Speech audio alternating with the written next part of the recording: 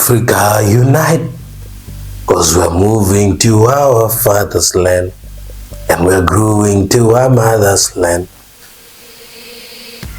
We are the children of the Rasta man.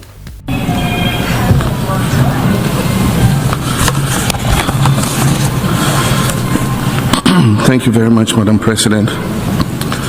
Your Excellency, Secretary General of the UN, Excellencies, permanent representatives, distinguished delegates, ladies and gentlemen. Progress is made in little steps. It is a forward motion towards something better, and changes often come incrementally.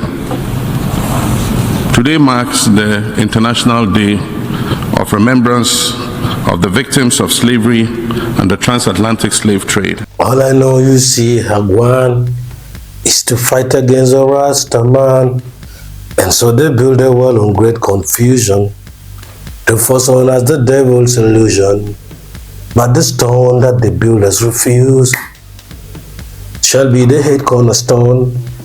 And no matter what games they play, yeah, we have got something they can never.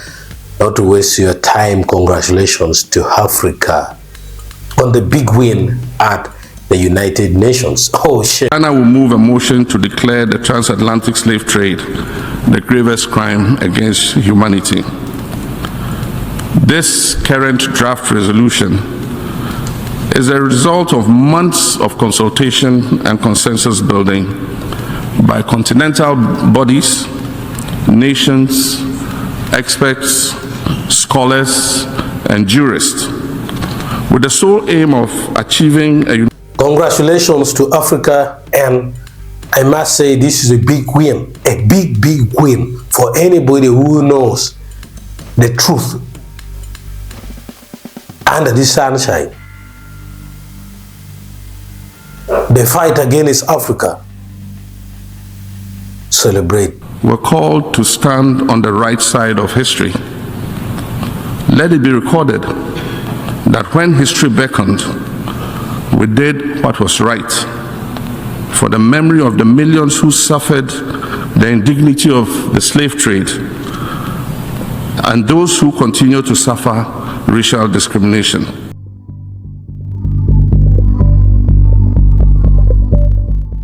What happened as the first thing on March 25th, 2026, the United Nations General Assembly adopted a resolution declaring the transatlantic slave trade the gravest crime against humanity.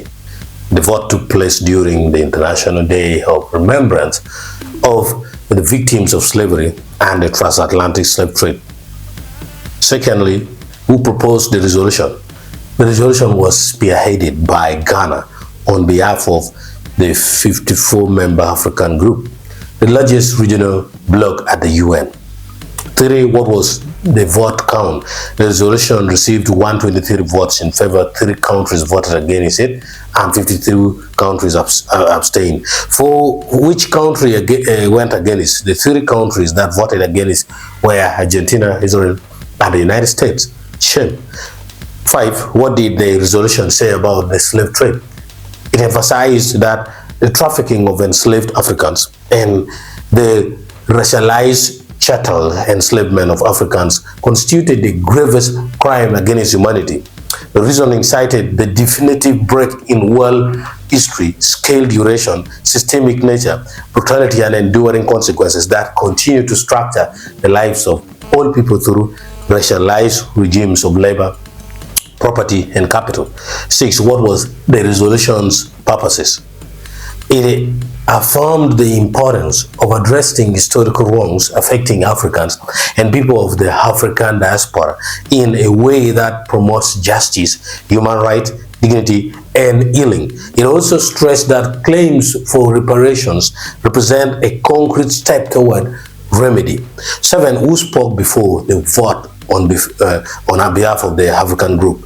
Ghana's President John Dramani Mahama addressed the General Assembly ahead of the vote. He said, "Today we come together in solemn solidarity to affirm truth and pursue a road to healing and reparative justice. 8. What was the United States position? Ambassador Dan Nagria, the U.S. representative to the UN Economic and Social Council, ECOSONA, spoke prior to the vote. He called the text highly problematic in countless respects. He regretted that Washington must once again remind this body that the United Nations exists to maintain international peace and security and was not founded to advance narrow specific interests and agendas, to establish niche international days, or to create new costly meeting and reporting mandates. Yeah, I did that. The U.S. does not recognize a legal right to reparations for historical wrongs that were not illegal under international law at the time they occurred. 9. What did the UN General Assembly President say?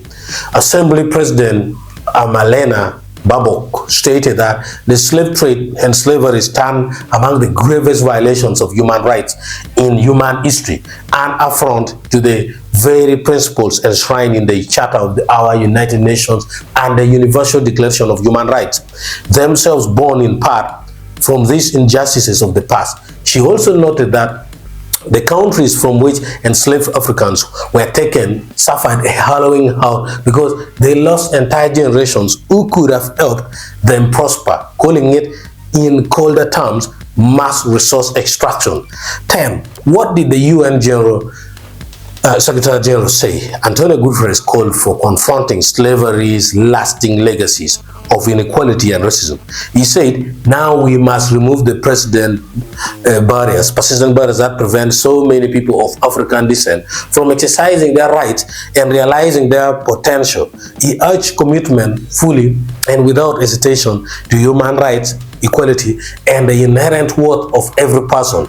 He also called for far bolder actions, including commitments to respect African countries' ownership of their natural resources and steps to ensure their equal participation in the global financial architecture and the UN Security Council. 11. What broader frameworks were mentioned? The Secretary General highlighted the second international decade for people of African descent and the African Union's decade of reparations as significant initiatives. 12.